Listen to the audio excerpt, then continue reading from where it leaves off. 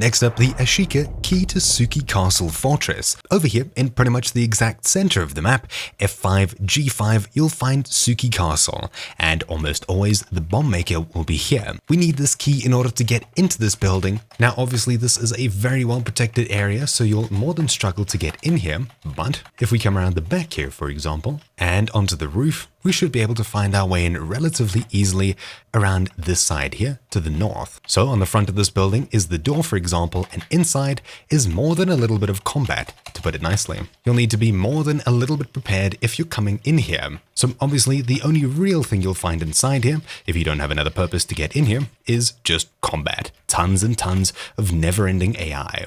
And of course, these orange boxes. Just around the back here, to the west side, you'll find these doors here. These are the Tsuki Castle weapon lockers. You'll need the key in order to get in here, and of course the actual weapon locker key as well to get the loot behind these. It's very similar to the police lockers in the normal map. And that's really been about it for this super quick guide. So thank you all for watching. My name's been Troubleshoot, and I'll see you all next time. Ciao!